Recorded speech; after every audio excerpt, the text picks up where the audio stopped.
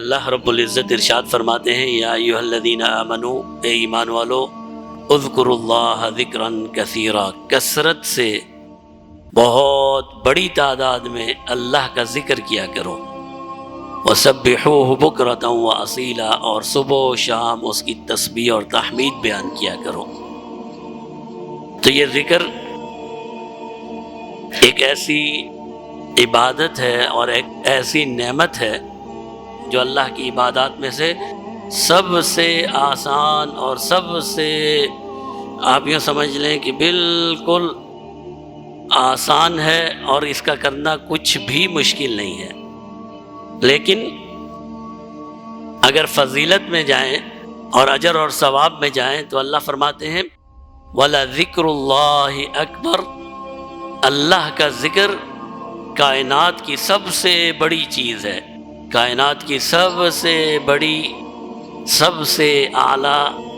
سب سے ارفع، قدر و قیمت میں سب سے بلند، سب سے قیمتی جو چیز ہے وہ اللہ کا ذکر ہے۔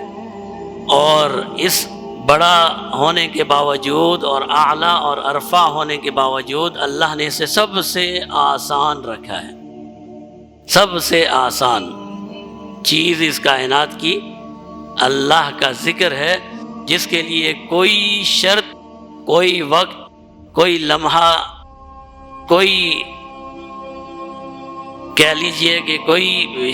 اوصاف اللہ نے ذکر نہیں فرمایا کہ اگر اس حالت میں ہو تو ذکر کرو، اس حالت میں ہو تو ذکر نہ کرو۔ ہر وقت، چاہے آپ وضو کی حالت میں ہوں، چاہے وضو کی حالت میں نہ ہوں، چاہے آپ اپنی کاروبار میں ہوں، چاہے آپ اپنی چلنے پھرنے میں ہوں، چاہے کسی بھی مصروفیت میں ہو، کہیں بھی ہوں، اللہ کا ذکر کیا جا سکتا ہے۔ اتنی آسان یہ عبادت ہے، لیکن اس کے باوجود اللہ فرماتے ہیں وَلَذِكْرُ اللَّهِ أَكْبَرُ، سب سے بڑی چیز اللہ کا ذکر ہے، جس پر پوری کائنات کا دار و مدار ہے۔ جناب نبی کریم صلی اللہ علیہ وسلم کی حدیث مبارکہ نقل کی تھی کہ انسان کو اللہ کے عذاب سے بچانے والی چیزوں میں سب سے بڑی چیز اللہ کا ذکر ہے، جس کی وجہ سے انسان اللہ کے عذاب سے محفوظ رہتا ہے۔ جب انسان اللہ کے ذکر میں مصروف رہتا ہے تو اللہ کی رحمتیں، اللہ کی برکتیں،